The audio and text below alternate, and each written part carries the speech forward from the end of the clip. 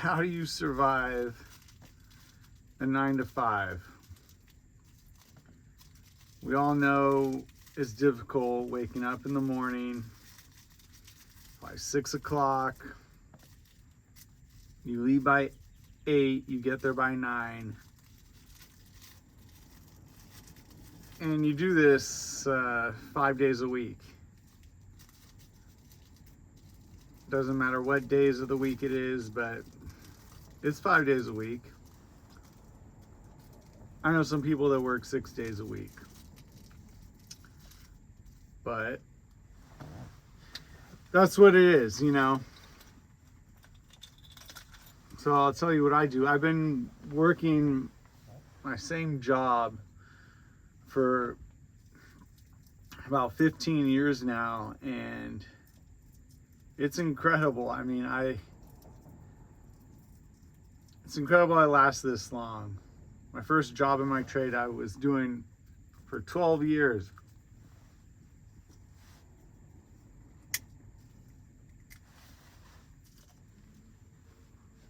But maybe I've figured out a couple things, you know. I wake up at 6, do coffee, get into bed, I'll read. It's like me time in the morning.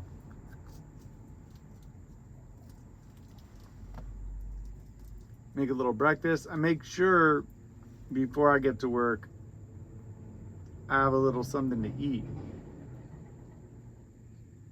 You want to be hungry right when you get to work. So I might even just do a few eggs, whatever. I make a sandwich. I toast some bread. I got a bunch of deli meat set up, do some cheese, some mayo. Boom, I'm all good for lunch. You save a lot of money this way.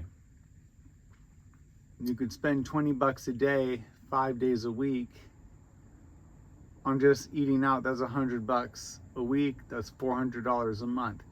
At $400 by the end of the year, that's $4,800 you just save right there.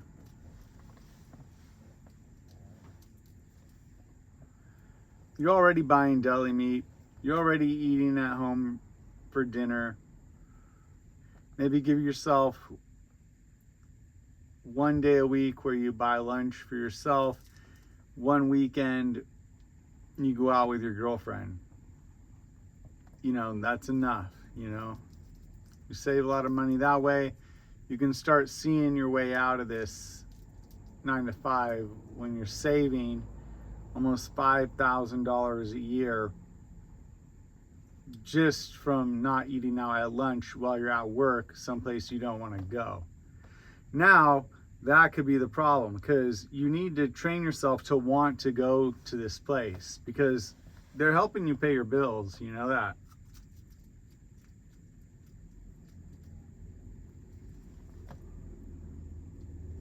You might think you're better than your job,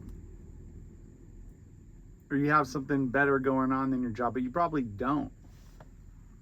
That's from me talking. I don't want to go to work. I feel like I don't need to go. I shouldn't go, but I have to go. So if you can save money while you go to this place where you don't want to be, then that's icing on the cake. The next thing is, no one else wants to be there either. So you need to have an amazing attitude. You got to get there early, because none of the benefits that you obtain from working at a place you don't want to be at happens if you got a shitty attitude. So you don't want to be late. Be early. Be on time. Clock in, do your job, take your little lunch, make it yourself, get everything you need to do done, and then make everybody's day easier. Be a problem solver. Solve everybody's problems.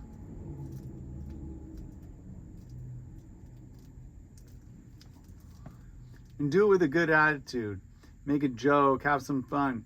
Like, people they're already having a hard time.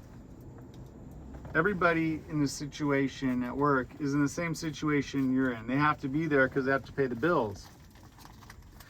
So you make it fun for people, then they like you. Then that's where the benefits come. Then when you want to take a vacation, boom, you get your vacation time. Easy. Let them take it.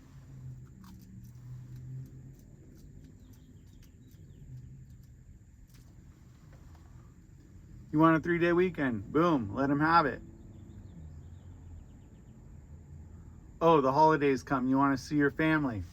Oh, I'm sure there's several other people who are going to see their family too. You're with them. You build the camaraderie at work, the friendships. Really happens. And the years go by. You got some money saved. You might want to invest it. Sure. Get a 401k, put a little bit into some stocks. Hell, even buy some crypto. But put some money in your savings account for these vacations you want to take. And have fun with your friends, with your family.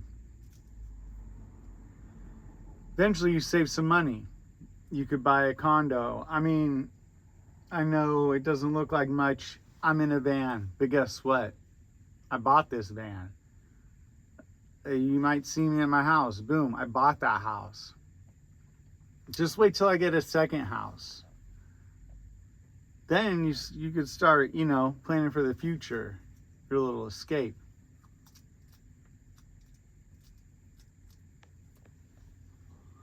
Also, besides having fun on the weekends, what you should do, you should have little ways to make extra money. Some side work after work, some side projects, some interests. Like I said, I like reading. I read in the morning, gives me a little perspective, gives me a little me time. Then when I get to work early, I write in a journal. I do a little dream journal. It kind of just helps me. My dreams are so fascinating. I mean, they're incredible. They're even better than, my life. So I love it. But then I have things going on over the weekend. I make sure I take a drive somewhere so I don't feel so locked into the city I live in. I go swimming in a river. You all seen that. I have places I like to go where I get alone time, where I can maybe meet other people. And I don't really film that because I don't want to film everything in my life. But I just want to tell you about that. You got to get out of your head, because if you're in work mode all the time, it sucks. And if you spend your whole weekend not getting out of the house, just thinking about work,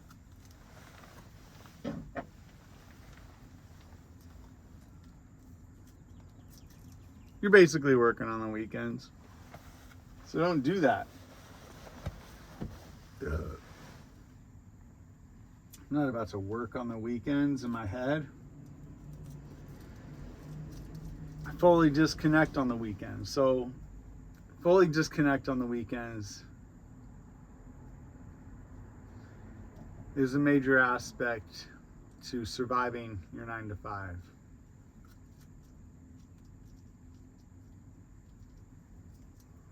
Wake up early, feed yourself, prepare your lunches, plan your weekends, plan your 3-day weekends, plan your vacations, and take them and live your life.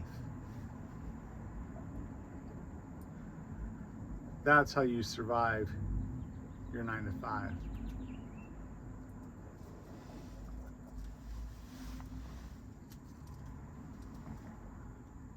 I mean, we could stop here. I'm just kind of, talking right now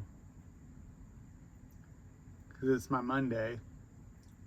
But I had a good day today, you know. Make jokes with your coworkers. You know, if your coworkers are miserable, crack a joke. Make them laugh. Look forward to being there. I look forward to being at work. By the end of the week, I need a break, you know? So I make sure I do things fun.